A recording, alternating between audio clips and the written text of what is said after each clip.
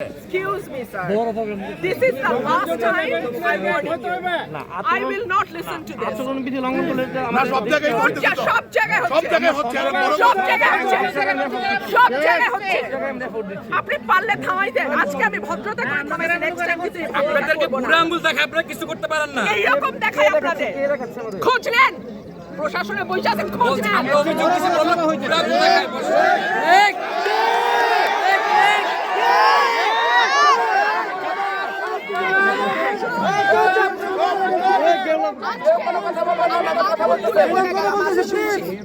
ভবিষ্যতে শুনবো না।